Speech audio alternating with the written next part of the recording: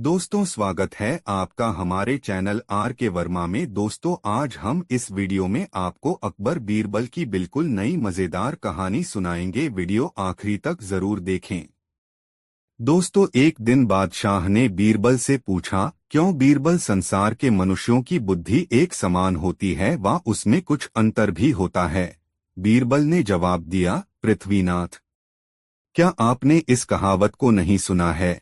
सब सयानों का एक मत, यानी और सब बातों में तो लोगों की बुद्धि में विभेद पाया जाता है, परंतु स्वार्थ सिद्धि में सबकी मति एक समान ही देख पड़ती है। बादशाह बोला, भला यह कैसे हो सकता है कि बुद्धि तो जुदी जुदी हो और विचार सबका एक हो? बीरबल ने कहा, पृथ्वीनाथ, हाथ कंगन को आरसी क्या? यदि आपको प्रमाण की आवश्यकता हो तो मैं कल ही सिद्ध करके दिखला देने को तैयार हूँ। बादशाह ने कहा, बहुत बेहतर।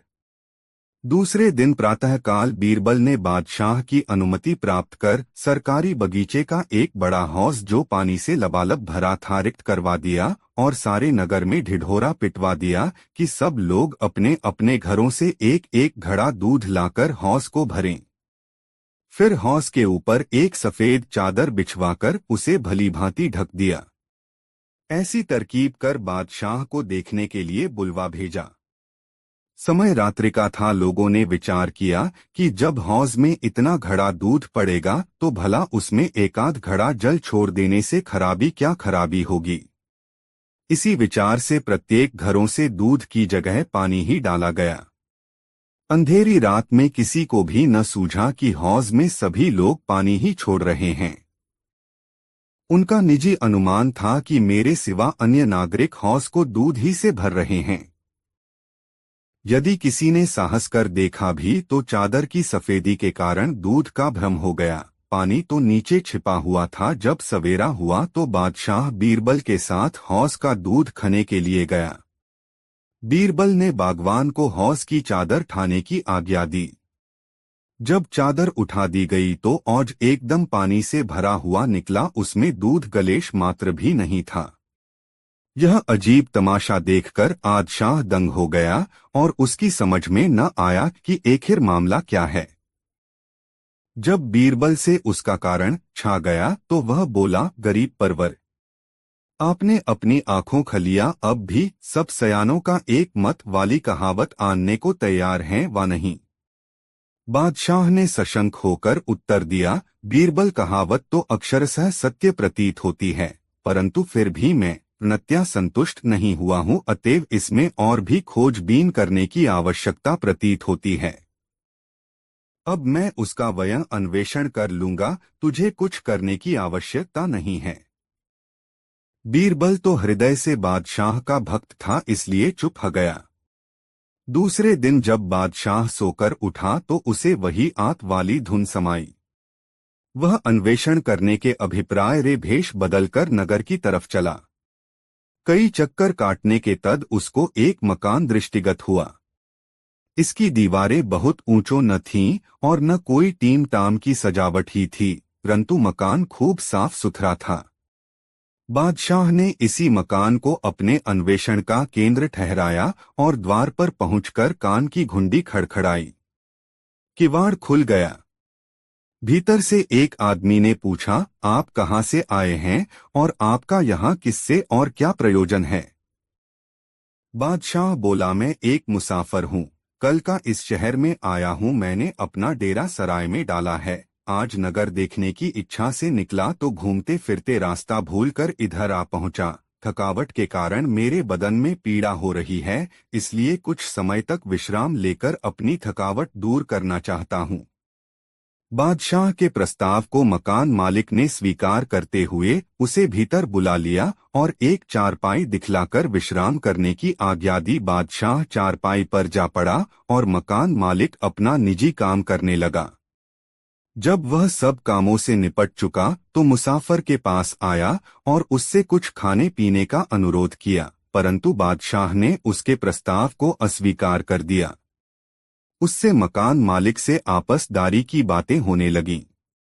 मुसाफिर, बादशाह भाई, कल मैं इस नगर में आकर एक ढिढोरा सुना था, क्या यह बराबर प्रति मास पीटा जाता है व इसी बार पीटा गया था? मैं बड़े आश्चर्य में पड़ गया हूँ कि इस ढिढोरे से बादशाह का क्या प्रयोजन है। मकान मालिक ने उत्तर दिया, नहीं भाई, पहले ऐसा कभी नहीं सुनने में आया था। कल ही अचानक यह नई बात सुनने में आई। मुझे इसका भेद कुछ भी नहीं मालूम है। उसने फिर पूछा, तो बादशाह इतने दूध को लेकर आखिरश करेगा क्या? मकान मालिक, भाई चाहे वह जो कुछ भी करे, परंतु मैं आपसे सत्य दो बतलाता हूँ कि मैं तो दूध की जगह हौज में पानी हो डाल आया था। मैंने देखा कि शहर में जब सभी लोग दूध की तलाश में है तो इतना दूध कहाँ से आवेगा, और यदि हजारों बड़े दूध में एक घड़ा पानी ही डाल दूंगा तो उससे क्या होता जाता है?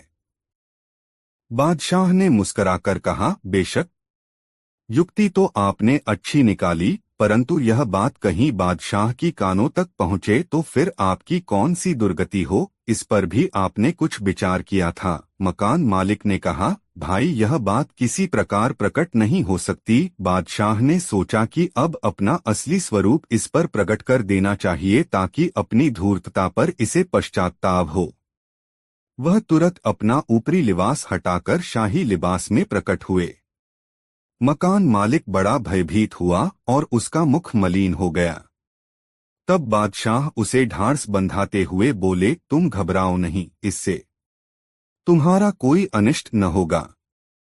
फिर असल बात तो यह है कि आपने अपने मूत्र से ही अपना दोष स्वीकार किया है। सुनो, मैं यहाँ किसी अपराधी को दंड देने के अभिप्राय से नहीं आया हूँ, केवल मुझे झूठ सब की जांच करनी थी। जो मैं शाही लिबास में आया होता तो यह बात मुझे न मालूम होती। इस प्रकार उस मकानदार को निर्भय कर बादशाह अपने चेहरे को फिर नकली लिबास में ढक लिया और उससे विदा हो एक दूसरे धनी के घर जा पहुँचे। यह धनी अपनी दयालुता के कारण सारे नगर में विख्यात हो रहा था।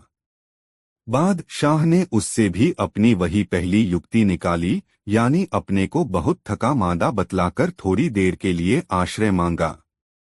वह रईस बादशाह की थकावट सुन दद्याद्र होकर बोला, मियाँ मुसाफिर, यह घर आपका ही है, आप सानंद जितनी देर जी चाहे विश्राम कर लो। वह सामने कईरी चारपाइयाँ पड़ी हुई हैं, वहां पर आपको सब प्रकार का सुपास मिलेगा।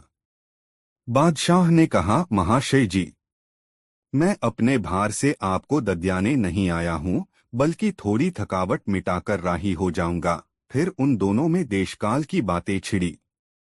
बातों दो में फंसाकर बादशाह ने फिर उससे वही बात छेड़ी।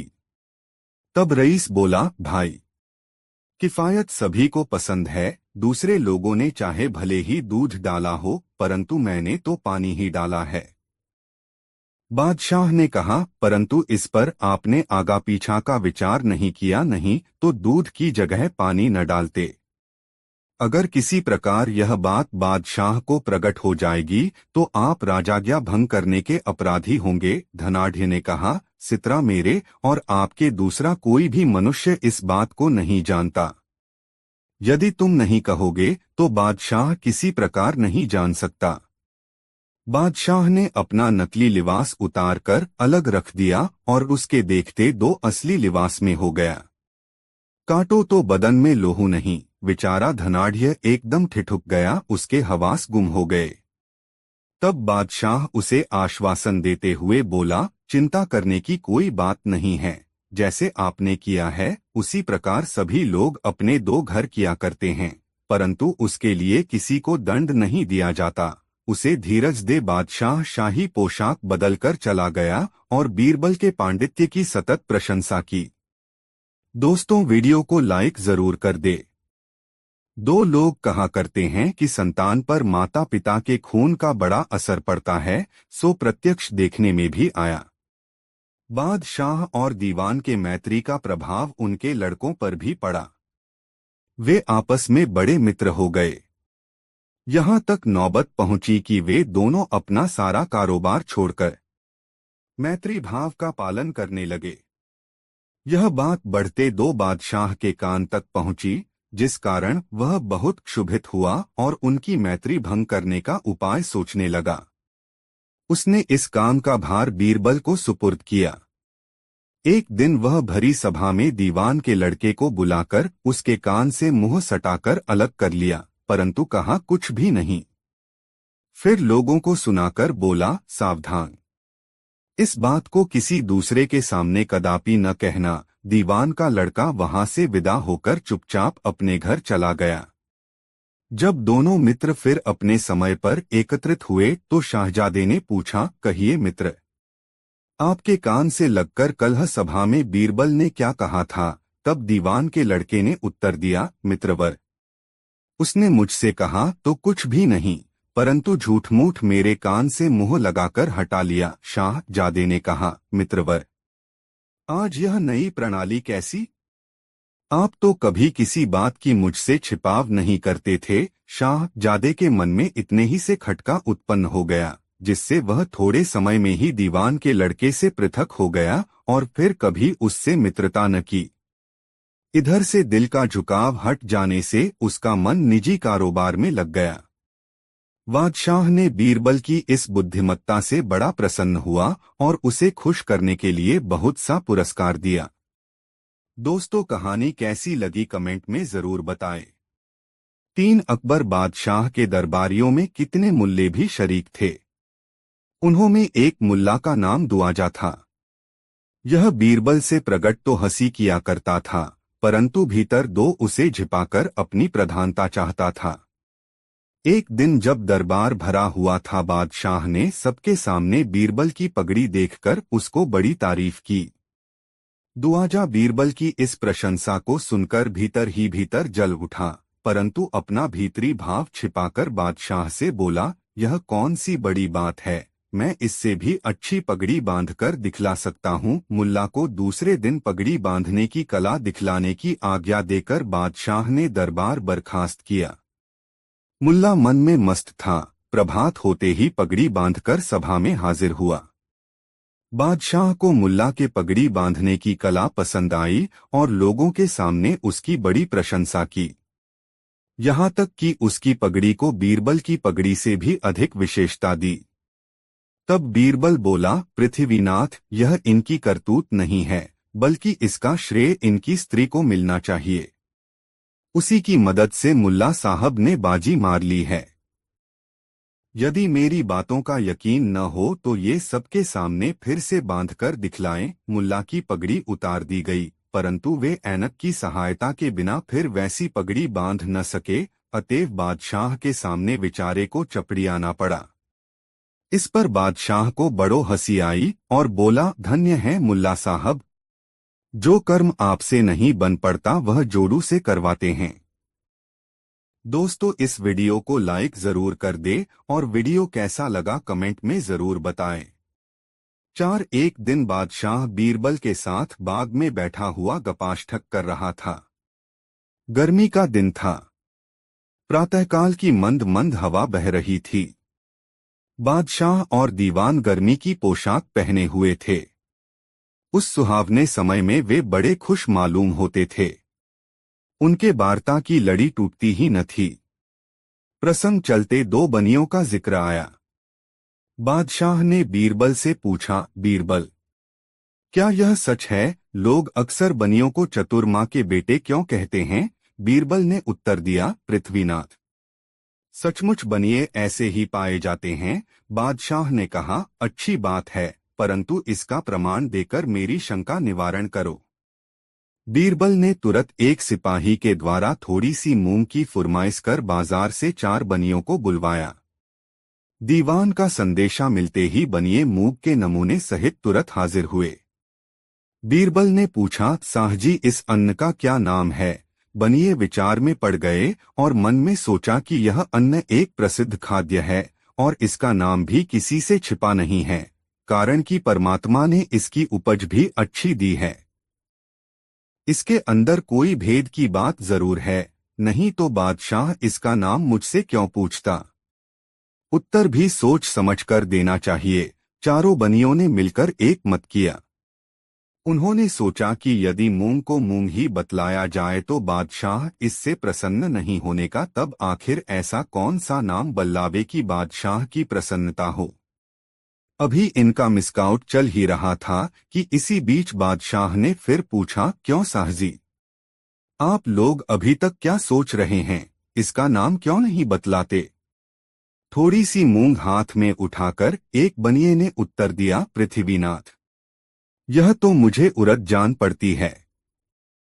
दूसरे ने कहा, यह मटर जान पड़ती है, परंतु मटर से छोटी है, इसका ठीक ठीक नाम स्मरण में नहीं आता। तीसरे ने कहा, यह मिर्च जान पड़ती है। उनकी ऐसी चौरंगी बातें सुनकर बादशाह ने कहा, तुम लोग मुझे खप्तुलवास जान पड़ते हो।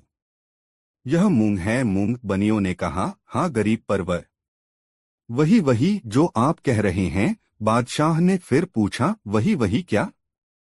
नाम क्यों नहीं बतलाते? बनिए बोले, गरीब परवर, जो नाम अभी आपने बतलाया था वही। बादशाह भी पर में पानी लगने देने वाला नहीं था। उसने कहा, अभी मैंने किस चीज का नाम लिया था? बनिए फिर चालाकी खेल गए और बोले, गरीब परवर, हमको विस्मरण हो गया है। बादशाह ने कहा, हाँ हाँ मैंने मूंग का नाम बतलाया था। बनियों ने कहा, जी जी पृथ्वीनाथ वही। इतना होने पर भी बनियों ने मूंग का नाम अपनी जबान पर न लाए। बादशाह उनकी इस चातुर्यता से अति प्रसन्न हुआ और सबको घर जाने की अनुमति दी। दोस्तों, वीडियो को लाइक जरूर कर दे। 5 एक अमीर व्यापारी महल के पास रहता था। एक बार उसके घर में चोरी हो गई। उसकी पत्नी के गहने चोरी हो गए। व्यापारी को शक था कि चोर उसके नौकरों में से कोई है। वह बीरबल के पास गया, उसे अपने घर में हुई चोरी और अपने शक के बारे में बताया। बीरबल व्यापारी के घर गया। उसने सब नौकरों को इकट्ठा किया और जोर से पूछा, घर से गहने किसने चुराए हैं? सभी नौकरों ने सिर हिलाकर चोरी से इनकार किया। एक पल के लिए बीरबल ने कुछ सोचा, फिर सभी नौकरों को एक जितनी लंबाई की एक एक लकड़ी दी और जोर से कहा, असली चोर की लकड़ी कल सुबह तक अपने आप 2 इंच बढ़ जाएगी। कल सुबह तुम सब अपनी अपनी लकड़ी लेकर यहाँ आना। सभी नौकर अपने अपने घर चले गए। दूसरे दिन वे सब फिर वहां इकट्ठे हो गए। बीरबल ने सबको अपनी अपनी लकड़ी दिखाने को कहा। एक नौकर की लकड़ी 2 इंच छोटी थी। बीरबल ने जोर से कहा, यही चोर है। जेल के दरबान उस नौकर को पकड़ कर ले गए। व्यापारी ने बीरबल से पूछा, आपने उसे कैसे पकड़ा? बीरबल ने उत्तर दिया, यहाँ आने से पहले असली चोर ने अपनी लकड़ी को 2 इंच काट लिया था। उसे डर था कि उसकी लकड़ी सुबह तक 2 इंच बढ़ गई होगी। दोस्तों, कहानी कैसी लगी कमेंट में जरूर बताएं। 6 एक दिन बादशाह अकबर ने अपने कुछ खास मित्रों को दावत के लिए आमंत्रित किया। बीरबल भी वहां थे। कई प्रकार के लजीज व्यंजन परोसे गए थे और सभी ने दावत का लुत्फ लिया। रात के खाने के बाद मेहमानों ने मनोरंजन के लिए अनुरोध किया। एक प्रसिद्ध कहानीकार को बुलाया गया। उसने अपने हास्य की कहानियां सुनानी शुरू कर दी। अकबर और उसके मेहमान कहानियों पर दिल खोलकर हंसने लगे। अकबर उस कहानीकार से बहुत खुश हुआ और उसने कहानीकार को सोने के सिक्कों की थैली भेंट की। वास्तव में बादशाह को कहानियां सुनने में बहुत अधिक रुचि थी और वह कहानीकार कहानी सुनाने में निपुणा था। उसने बादशाह से सोने के सिक्कों की थैली ले ली और आदरपूर्वक उनके सामने झुककर अभिवादन किया। उसने कहा, आप सभी राजाओं में सबसे महान हैं। वास्तव में आप ईश्वर से भी महान हैं। जैसे ही कहानीकार ने यह बात कही, दरबार में सन्नाटा छा गया। मंत्रियों ने सोचा, ईश्वर से महान? एक हंसन ईश्वर से महान कैसे हो सकता है? कहानीकार ने जो कुछ भी कहा उसे सुनकर अकबर बहुत खुश हुआ। हालांकि वह जानता था कि कहानीकार प्रशंसा के साथ कुछ ज्यादा ही बोल गया, पर अपने आसपास के चेहरों को हैरान देखकर हंसने लगा। उसने कुछ मजा लेने का सोचा।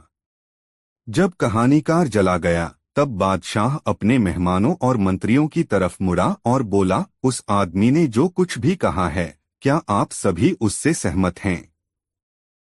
क्या आपको लगता है कि मैं ईश्वर से महान हूँ? मेहमान और मंत्री शांत थे। वे नहीं जानते थे कि क्या उत्तर दें। निश्चित रूप से बादशाह का अपमान होता और वह उन्हें सजा दे सकते थे। अकबर उन्हें चिढ़ा रहे थे। उन्होंने कहा, मैं बहुत खुश हूं कि आप मुझे भगवान से भी बड़ा मानते हैं। अब मुझे यह बताओ कि मैं भगवान से महान क्यों हूं? मेहमानों और मंत्रियों ने एक दूसरे की तरफ देखा। वह पूरी तरह से निरुत्तर थे।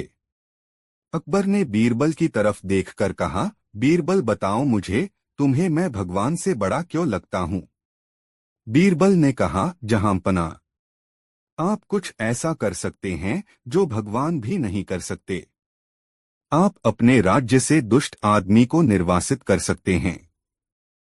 भगवान ऐसे नहीं कर सकते हैं, हालांकि वह ब्रह्मांड के मालिक हैं, परंतु क्या वह इंसान को कहीं और भेज सकते हैं?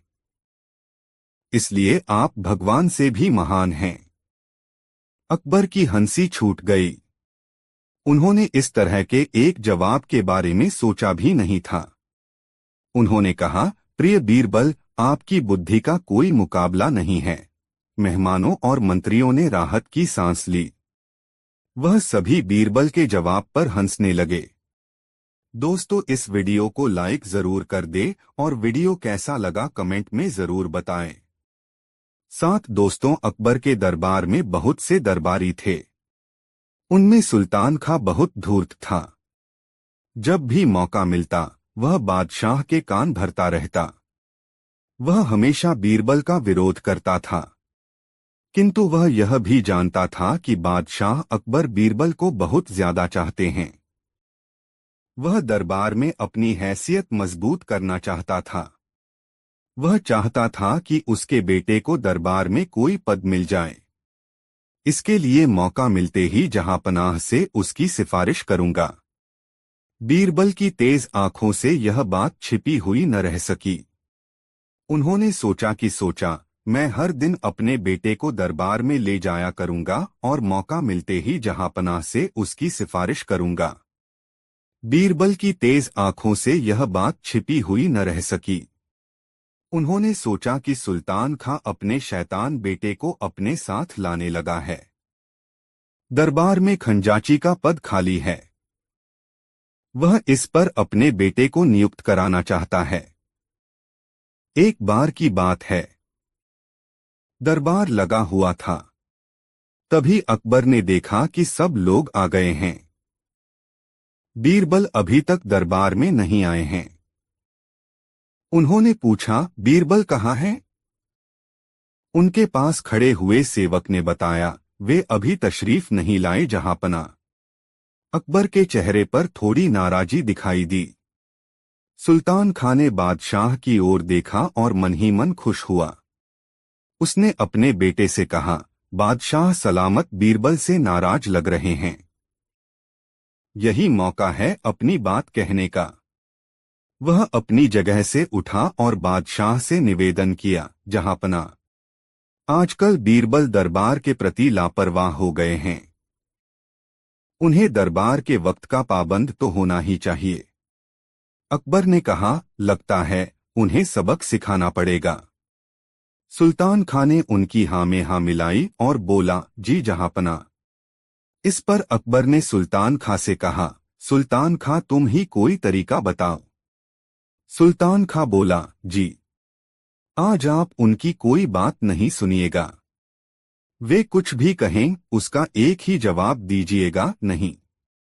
बादशाह अकबर ने उसकी बात का समर्थन करते हुए कहा, ठीक है। उनकी हर बात के जवाब में मैं नहीं कहूंगा। अकबर ने मन में सोचा, यह बीरबल को फंसाने की नई चाल है। देखते हैं कि इस बार बीरबल अपना बचाव किस प्रकार करते हैं। कुछ देर बाद बीरबल, तुम्हें देर कैसे हो गई? बीरबल ने उत्तर दिया, जहांपना, मेरी पत्नी की तबीयत ठीक नहीं थी, इसलिए। अकबर बोले, हमें तुम्हारी बात का यकीन नहीं है। बीरबल समझ गए कि इसमें जरूर सुल्तान खां की कोई चाल है। फिर भी उन्होंने कहा, मैं सच कह रहा हूं, जहांपना। मैं माफी चाहता हूं। नहीं, माफी नहीं मिलेगी। अकबर ने सीधा सा उत्तर दिया।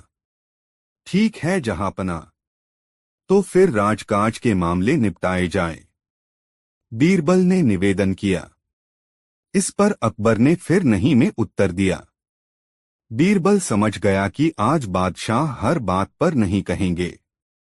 उन्होंने पुनः निवेदन किया, तो फिर मुझे घर जाने की आज्ञा दी जाए। किंतु अकबर ने फिर कहा, नहीं, हरगिज नहीं। बीरबल ने देखा कि सुल्तान खां के चेहरे पर मुस्कान है। वह अपने बेटे से धीरे धीरे कुछ वह कह रहा था। तभी बीरबल को एक नई युक्ति सूझी। उन्होंने निवेदन किया, जहांपनाह, आपसे एक प्रार्थना है, सुल्तान खां के बेटे को नया खजांची नियुक्त कर दें। बादशाह अकबर तो आज नहीं कहने का मन बना चुके थे। उन्होंने जोर देकर कहा, नहीं बीरबल, नहीं। बीरबल ने झुककर आदाब किया और बोले, आपकी जैसी मर्जी जहांपना। अकबर समझ गए कि बीरबल ने सुल्तान खां के तीर से ही सुल्तान खां को घायल कर दिया है। उनके चेहरे पर मुस्कुराहट आ गई। दूसरे दिन दरबार में बीरबल ने देखा कि सुल्तान खां और उसका बेटा दोनों अनुपस्थित थे। वह मन ही मन बोले, चलो, उस धूर्त से छुटकारा मिला। दोस्तों, यह कहानी कैसी लगी कमेंट में जरूर बताएं। 8 दोस्तों, अकबर के राज्य में एक कंजूस था जो एक झोंपड़ी में रहता था और उसने अपना सारा धन सोने के सिक्कों के रूप में जमा किया था। एक दिन उसकी झोंपड़ी में आग लग गई और वह जलने लगी।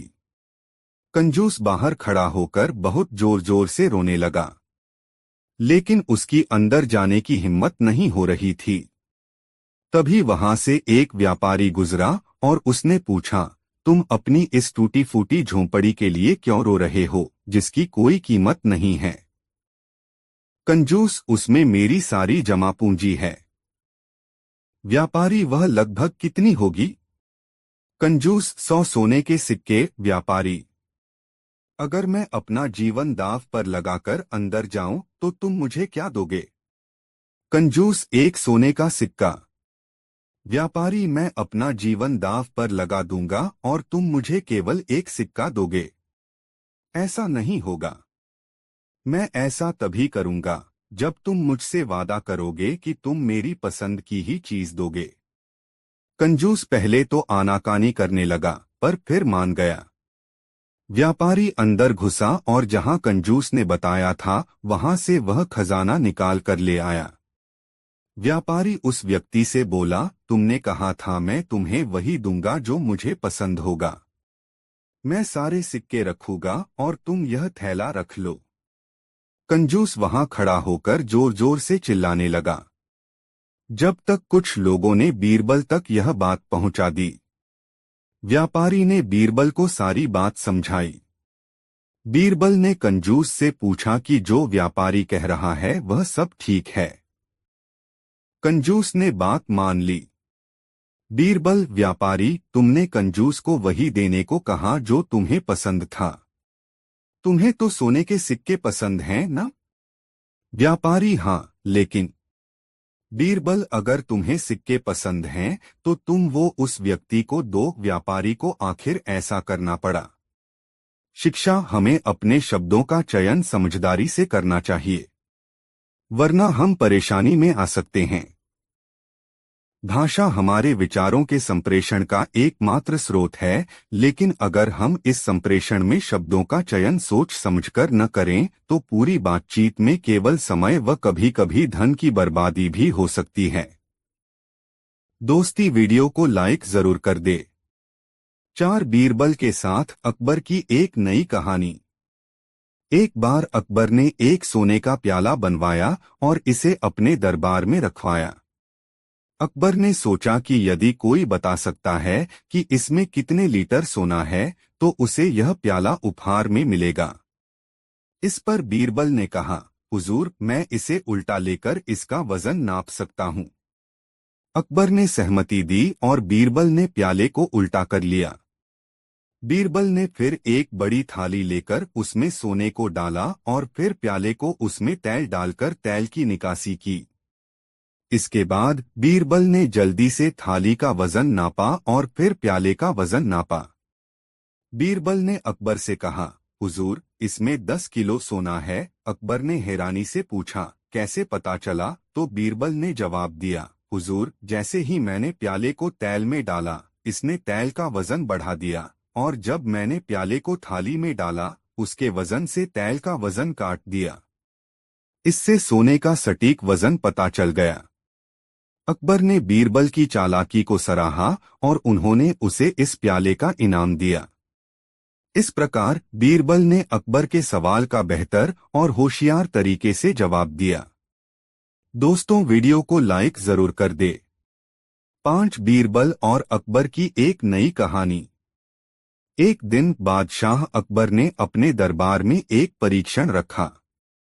उन्होंने सभी विशाल खजाने को देखा और कहा, जो भी मेरे लिए सबसे अनमोल वस्त्र लाएगा, उसे बहुत बड़ा इनाम मिलेगा। सभी मंत्रियों ने बहुत सोच समझकर अपने सबसे शानदार कपड़े लाए, परंतु अकबर ने उन्हें संतुष्ट नहीं किया। बीरबल ने आते हुए उनसे पूछा, समस्या क्या है हुजूर? अकबर बोले, मुझे उसका वस्त्र चाहिए जो किसी भी अन्य वस्त्र से अधिक अनमोल हो। बीरबल ने मुस्कुराते हुए कहा, हुजूर, मैं एक सुझाव देना चाहूं। आइए आपको वह वस्त्र दिखाता हूं जिससे आप पूरी दुनिया को हराने में समर्थ हो जाएंगे। बीरबल ने एक आदमी को बुलवाया, जिसने अकबर के सामने एक खास वस्त्र पेश किया। यह वस्त्र एक जादुई चश्मा था, जिससे जो भी देखता, उसे वह सबसे अनमोल चीज की तस्वीर नजर आती थी। अकबर ने इसे देखा और बड़े आनंद से उसे स्वीकार किया। बीरबल के इस उपाय ने उन्हें पूरी दुनिया की सबसे अनमोल वस्त्र प्राप्त करने में सफल बना दिया। इस प्रकार बीरबल ने अकबर की समस्या को समझा और उसके लिए एक अद्वितीय हल प्रस्तुत किया। दोस्तों, वीडियो को लाइक जरूर कर दे। 6 अकबर और बीरबल की एक लंबी कहानी। एक बार की बात है, अकबर बादशाह अपने दरबार में बहुत चिंतित थे। उन्होंने अपने मंत्रियों से कहा, मुझे ऐसा विचार दिखाओ जिससे आसमान से तारे गिरकर मेरे पैरों में आ जाएं। मंत्रियों ने बहुत सोच सोचकर उन्हें यह विचार प्रस्तुत किया कि जिस तारे को देखने से आपके पैरों में आनंद होंगे। परंतु अकबर ने उनसे संतुष्ट नहीं होकर बीरबल को इस मुद्दे पर आमंत्रित किया। बीरबल ने अकबर के आदेश पर आकर कहा, हुजूर, अगर आप मुझे थोड़ी देर की अनुमति दें तो मैं इस समस्या का समाधान जल्दी कर सकता हूं। अकबर ने बीरबल की सुनी और उन्हें समय दिया। बीरबल अपनी बुद्धि के साथ एक दिन की यात्रा पर निकला। वह एक विशाल खजाने की खोज में निकला जहां उसे एक जादुई शिला मिली। वह शिला ऐसा जादू कर सकती थी जिससे तारे आकाश से गिरकर उस जगह आ जाते थे जहां उसे चाहिए था। बीरबल ने वह जादूगरी शिला लेकर अकबर के पास लौटा। अकबर ने बीरबल की योजना सुनी और बहुत खुश हुए। इस प्रकार बीरबल ने अकबर की समस्या का समाधान किया और बादशाह को उसकी आकांक्षाओं को पूरा करने का सामर्थ्य दिखाया। बादशाह ने बीरबल की बुद्धिमत्ता की सराहना की और उन्हें उनकी सेवा में विशेष मंत्री नियुक्त किया। दोस्तों, वीडियो को लाइक जरूर कर दे। 3 दरबार के दूसरे लोग बीरबल से जलते तो थे ही। वे ऐसे अवसर की प्रतीक्षा करते रहते थे कि कब बादशाह को बीरबल के खिलाफ भड़काए। ऐसे अवसर उन्हें मिल भी जाते थे। एक बार लोगों के कहने से बादशाह ने कहा, बीरबल, तुम्हारी शिकायत मिली है। जी, लोग कहते हैं बीरबल इतना गुणी नहीं है जितना सरकारी कोष से धन प्राप्त करता है। जी, क्या यह सच है? जी, यानी तुम स्वीकार करते हो? जी, क्या जी जी करते जा रहे हो? क्या तुम मानते हो कि तुम मूर्ख हो? जी हाँ। जब तुम मूर्ख हो तो क्यों सरकारी खजाने पर बोझ बने हो? छुट्टी करो। मर्जी है आपकी, जहांपना। ठीक है, 1 महीने के लिए हम तुम्हें हटाकर देख लेते हैं। जो हुक्म जहाँपना। ठीक है, तो कल से तुम जहां भी चाहो जा सकते हो और सदा के लिए जाना चाहो तो चले जाना। आपका हुक्म सर। आंखों पर। बीरबल वहां से कहीं अज्ञातवास में चले गए। बीरबल का अभाव बादशाह को जल्दी ही खलने लगा। उनके बिना बादशाह का न तो मन ही लगा और न दरबार में वह रौनक रही। दरबार में बहुत से फैसले गलत होने लगे। हास्य की जो गंगा बहती थी वह भी सूख गई। बादशाह उदास रहने लगे। उन्होंने बीरबल को ढूंढना शुरू कर दिया, परंतु उसे ढूंढा न जा सका। बादशाह ने उसे ढूंढने की एक तरकीब निकाली। उन्होंने ऐलान किया कि उनके राज्य के लोग अपने साथ आधी धूप आधी छाव लेकर अपने अपने क्षेत्र के सदर मुकाम पर पहुंचें। पूरे राज्य में केवल एक गांव ही ऐसा पाया गया जहां के लोग अपने सदर मुकाम पर आधी धूप और आधी छाव लेकर पहुंचे। वे लोग अपने अपने सिर पर ऐसी चारपाइयां उठाए हुए थे जो इस तरह बुनी थीं कि उनमें बड़े बड़े छिद्र थे। उनकी परछाई में धूप का भाग भी था। बादशाह को अपनी सूझ से आंशिक सफलता मिली। उन्हें विश्वास हो गया कि इस गांव में कोई बुद्धिमान व्यक्ति रहता है। अपनी बात की पुष्टि के लिए उन्होंने कहलवा भेजा कि उस गांव के सभी कुओं की दावत बादशाह के महल में है। सब कुएं महल में आए। गांव वालों ने दावत में अपने कुएं न भेजे तो सजा दी जाएगी। गांव वाले घबरा गए, परंतु उस गांव में तो बीरबल था। गांव वालों ने उनसे इसका उपाय पूछा। बीरबल ने कहा, चिंता मत करो, यह कठिन नहीं है। क्या किया जाए? बादशाह का आदेश है कि कुएं दावत में न भेजे तो सजा दी जाएगी। आप कहते हैं कठिन प्रश्न नहीं है। आसान बात है, घबराए नहीं। तो बताइए ना। बादशाह के पास खबर भेज दो कि दावत में आने के लिए हमारे सब कुएं सहमत हैं, मगर उन्होंने एक शर्त लगाई है।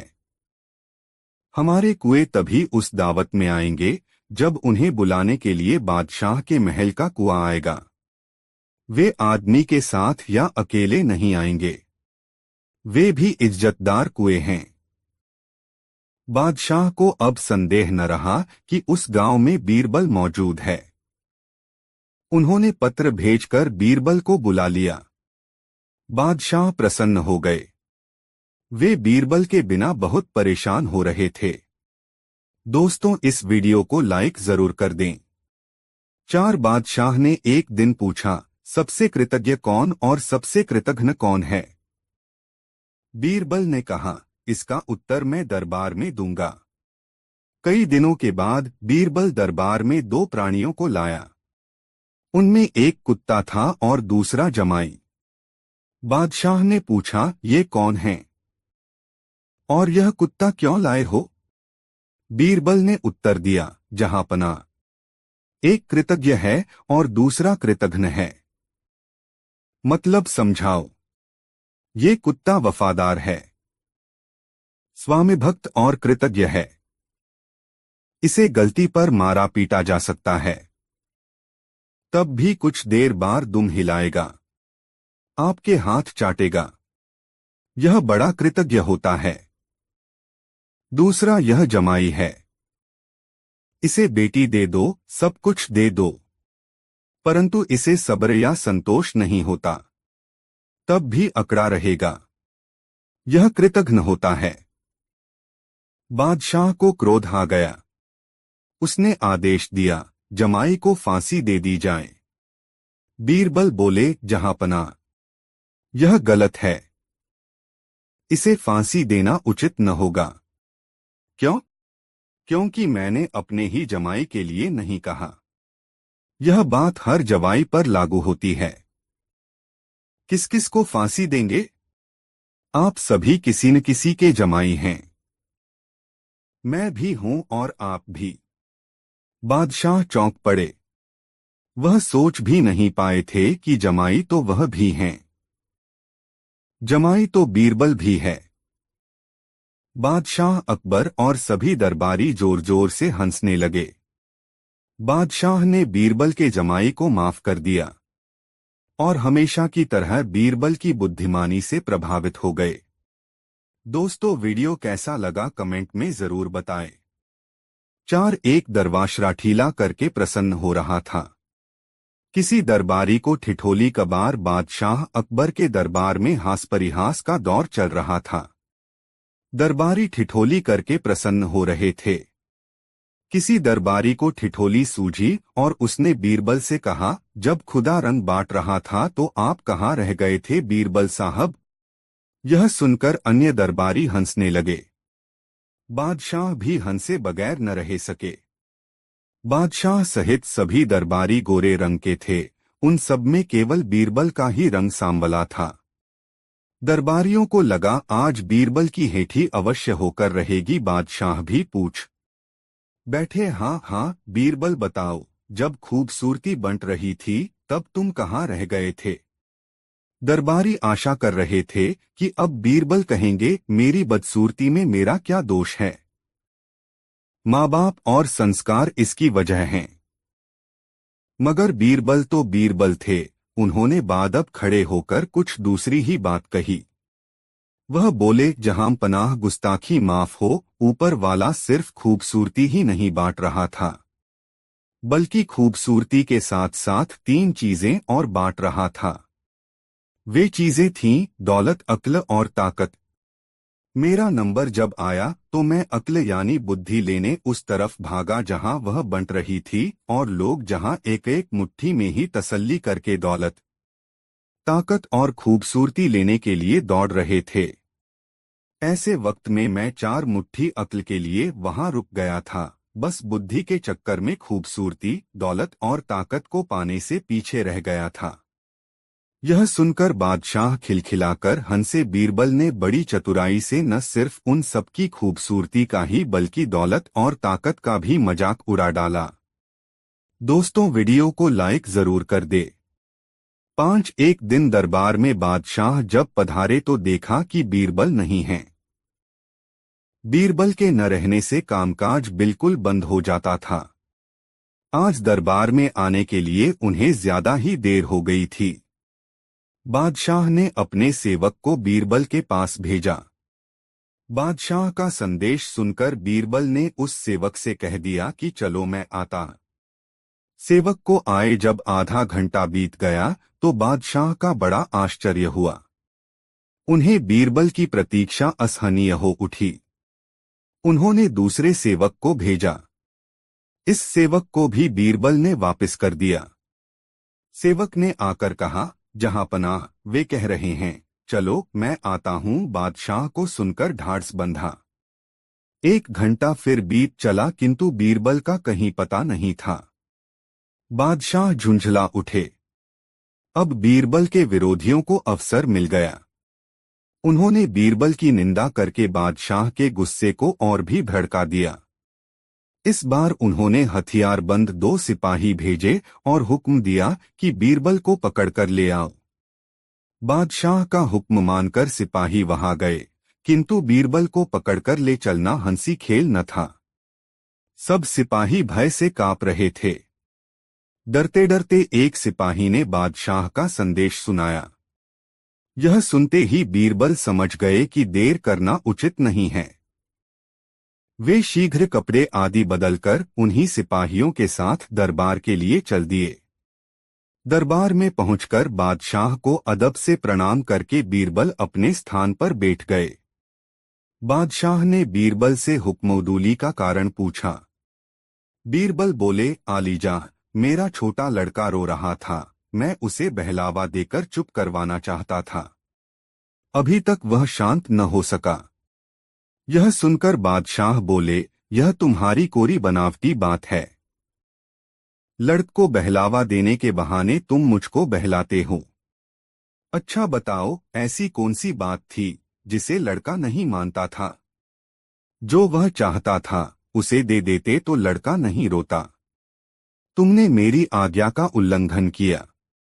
यह अच्छा नहीं हुआ। यदि सचमुच तुम लड़के का रोना प्रमाणित नहीं करोगे तो तुम्हें निश्चित ही सजा दी जाएगी। बीरबल बोले, जहांपनाह, मैंने लड़के को शांत करने का बहुत प्रयत्न किया किंतु असफल रहा। बादशाह के पूछने पर बीरबल ने उत्तर दिया, जहांपनाह सुनिए, मैं शुरू से अंत तक सब बातें बतलाता हूँ। लड़का रो रहा था। मैंने उससे पूछा, बेटा क्या लेगा, क्यों रो रहा है? पहले तो उसने मेरी बातों को सुनी कर दिया। जब मैं लगातार पूछता ही रहा तो वह बोला, गन्ना लूंगा। मैं उसे लेकर बाजार गया। मैंने उससे कहा, जो चाहे ले लो, किंतु उसे संतोष न हुआ और बोला, तुम ही अच्छे गन्ने निकाल दो। मैंने वैसा ही किया किंतु उसे तो रोने को धुन सवार थी। वह फिर रोने लगा। पूछने पर ज्ञात हुआ कि छिलवाकर गंडेरिया बनवाकर खाना चाहता है। मैंने पुनः वैसा ही किया। गंडेरिया चूसते चूसते जब पेट भर गया तो उसने चूसने से इनकार कर दिया। मैंने अन्यत्र बहलाने का बहुतेरा उपाय किया किंतु असफल रहा। कुछ देर चुप रहने के बाद उसने फिर रोना शुरू कर दिया। मैंने रोने का कारण पूछा। उसने कहा, चूसी हुई गंडेरियों के छिलके को जोड़कर पहले जैसा ही गन्ने का बंडल तैयार करो। मैंने बहुत समझाया बुझाया पर सब बेकार था। लाचार होकर मैंने मजबूरी प्रकट की। तब वह बोला कि जब तक इन्हें वैसा नहीं बना दोगे तब तक मैं रोना नहीं छोड़ूंगा। अब आप ही बताइए कि मैं उसे कैसे बहला दूं। बादशाह घटना सुनकर बड़े चकित हुए। वह बीरबल से बोले, सच है, बच्चों को खुश करना बड़ा ही कठिन है। बादशाह का गुस्सा शांत हो गया और वे बीरबल के सत्य भाषण से बहुत खुश हुए। दोस्तों, वीडियो को लाइक जरूर कर दे, कमेंट में बताएं वीडियो कैसा लगा। एक दिन अकबर अपने दोस्तों के साथ बैठकर बातचीत कर रहे थे और उनके आसपास पूरे देश के समझदार, अच्छे और सृजनात्मक व्यक्ति थे। वे कह रहे थे, अकबर ने बीरबल को थप्पड़ मारा बिना किसी कारण के। लेकिन बादशाह को तो कोई थप्पड़ नहीं मार सकता, लेकिन वह थप्पड़ कहाँ गया? तभी बीरबल ने अपने साथ खड़े व्यक्ति को थप्पड़ मारा। सबने सोचा, यह तो अजीब है। अब जिस व्यक्ति को थप्पड़ लगा उसने अनोखा उत्तर दिया। उसने पूछने की बजाय अपने साथ खड़े व्यक्ति को थप्पड़ मारा। और उस व्यक्ति ने सोचा शायद यह दरबार का चलन है, तो उसने अगले व्यक्ति को थप्पड़ मारा। इस तरह थप्पड़ पूरे दरबार में फैल गया। उसी रात अकबर की पत्नी ने उन्हें थप्पड़ मारा। तब उन्होंने पूछा, आपने मुझे क्यों मारा? वह बोली, यह क्या प्रश्न है? यह तो एक खेल है। अकबर बोले, तुम्हें किसने कहा यह एक खेल है? वह बोली, हमने पूरा दिन सुना कि आपके दरबार में एक अनोखा खेल शुरू हुआ है, जिसका नियम यह है कि जो आपको मारे आप उसे वापस नहीं मार सकते, आपको किसी और को ढूंढना पड़ता है। और किसी ने मुझे थप्पड़ मारा, इसलिए आपका थप्पड़ आपके पास वापस आ गया। अब खेल पूरा हुआ। इस कहानी से शिक्षा, हर तरह के चाल ढाल और काम की अनचाही शुरुआत होती है। इस संसार में हजारों खेल चल रहे हैं जिसके हम सब भागीदार हैं। थप्पड़ या फिर कोई अच्छा परिणाम आप तक देरसवेर पहुंच ही जाता है। वह कहाँ जाएगा? अच्छे कार्य आपको इनाम दिलाते हैं, जबकि आपके बुरे विचार या कार्य आपको सजा भी दिलाते हैं। शायद हम भूल जाते हैं हमने कब शुरुआत की। संसार बड़ा है, आप तक लौटने में समय लगता है, लेकिन हर चीज अपने स्रोत तक वापस आ जाती है। यह जीवन के मूल नियमों में से एक है। 100 दोस्तों, वीडियो को लाइक जरूर कर दें। साथ एक बार बादशाह अकबर ने दरबार में यह घोषणा कार्रवाई की उनका पोता पूरे देश में सबसे सुंदर बच्चा है। वह अपने नवजात पोते को बहुत प्यार करते थे। अकबर अपने पोते से इतना अधिक प्यार करते थे कि उस बच्चे के जन्म के बाद अकबर मुश्किल से सम्राट के रूप में अपने कर्तव्यों पर ध्यान केंद्रित कर पा रही थे। वह बच्चे के साथ पूरा दिन खेलते रहते थे। इससे सभी मंत्री बहुत परेशान हो गए। इसलिए जब अकबर ने कहा कि उसका पोता देश का सबसे सुंदर बच्चा है, तो बीरबल ने कहा, जहां पनाहा, कृपया नाराज न हुआ। राजकुमार निसंदेह बहुत खूबसूरत हैं, पर मेरे ख्याल से और भी बच्चे हैं जो इनसे भी ज्यादा सुंदर हैं। अकबर ने जब यह सुना तो वे बहुत क्रोधित हुए। उसने कहा, तुम ऐसा कैसे कह सकते हो? मैं सभी मंत्रियों को यह आदेश देता हूं कि वह उस बच्चे को लेकर आएं जिसे वह सांप से ज्यादा सुंदर समझते हैं। यदि वह बच्चे मेरे पोते से ज्यादा सुंदर हुए तो मैं सहमत हो जाऊंगा, जैसा बीरबल ने कहा है। इसलिए अगले दिन हर मंत्री अपने साथ एक बच्चा लेकर दरबार में आया, पर बीरबल कहीं दिखाई नहीं दे रहा था। फिर कुछ समय के बाद बीरबल दरबार में आया। वह पसीने से भीगा हुआ था। अकबर ने पूछा, कहाँ है वह बच्चा जिसे तुमने मेरे पोते से ज्यादा सुंदर बताया था? बीरबल ने कहा, महाराज, मैंने दरबार में बच्चे को लाने की कोशिश की, लेकिन उसकी माँ ने मुझे ऐसा करने नहीं दिया। यदि आप एक सामान्य इंसान की तरह तैयार हो सकते हैं, तो हम बच्चे को दिखने के लिए जा सकते हैं। अकबर और उसके कुछ मंत्रियों ने सामान्य लोगों की तरह कपड़े पहन लिए और बीरबल के साथ उस बच्चे को देखने चल पड़े। लंबे समय तक चलने के बाद वे एक झोपड़ी के पास पहुंचे। एक बच्चा झोपड़ी के बाहर गंदगी के ढेर पर खेल रहा था। वह गंजा था और धूल में लिपटा हुआ था। उसकी एक आंख दूसरी आंख से छोटी थी और उसकी नाक से पानी गिर रहा था। अकबर ने बीरबल से कहा, आपको लगता है कि यह बच्चा राजकुमार से अधिक सुंदर है?